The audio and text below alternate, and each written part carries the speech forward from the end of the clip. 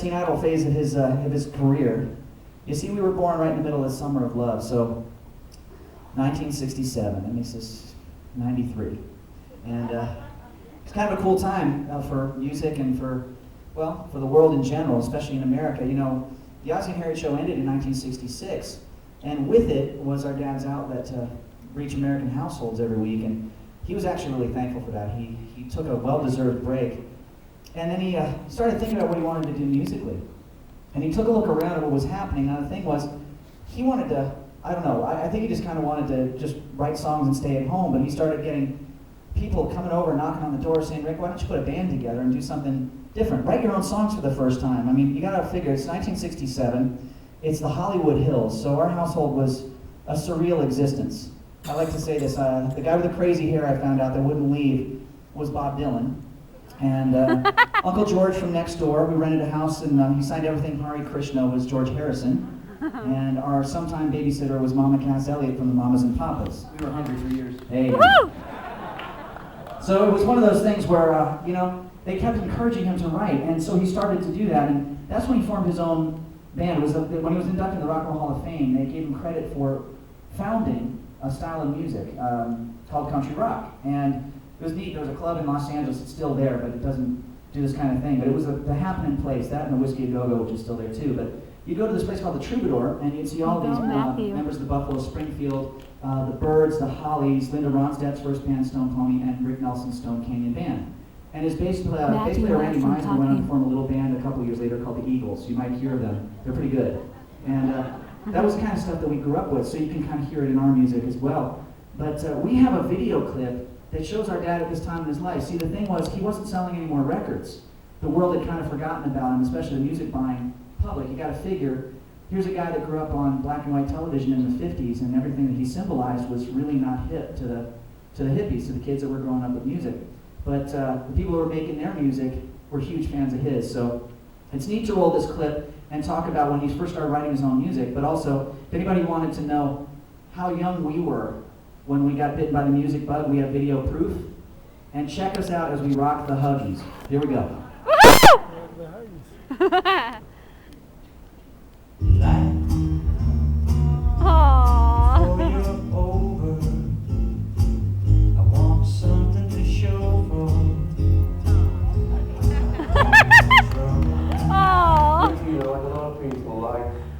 Josh in the beginning was kind of an Elvis takeoff. A lot of people start like that. They start like their idol, and then they find their own voice, and Ricky really found his. So when he got to Garden Party and things like that, I think there was like a new respect then. Tell me.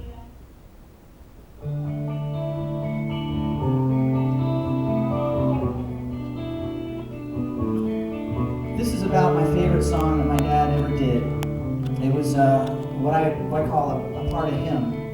It was his first song that he wrote that broke the top 40 in 1967. Not a huge hit, but I always say that if you ever wanted to know what he was like, what he was all about, listen to the words that he wrote here. It's called Easy to Be Free.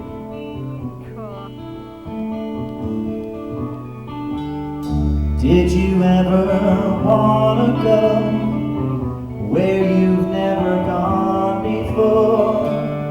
Did you ever want to know things you've never known before? I'll take you there with me, and maybe then you'll see it's easy to be free.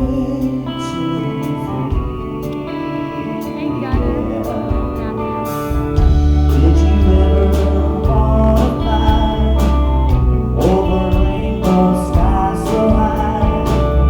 Did you ever wonder why people tell you not to try?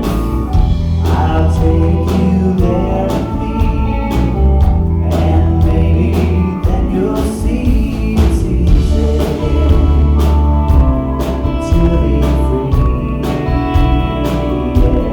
Yeah, it's so easy to be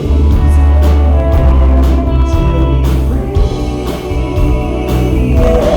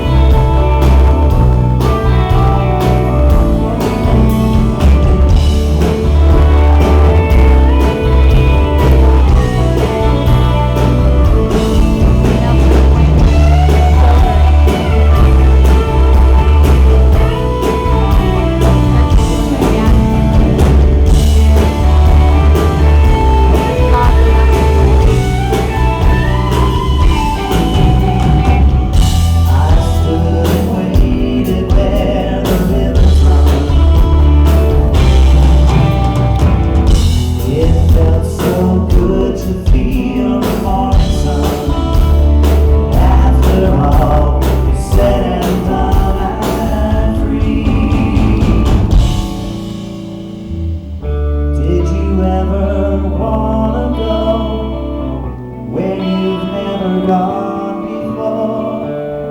Did you ever want to know things you've never known before?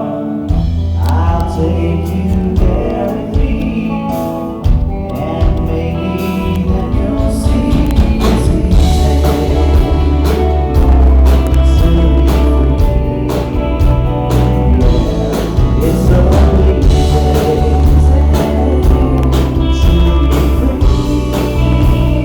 Yeah, it's so easy.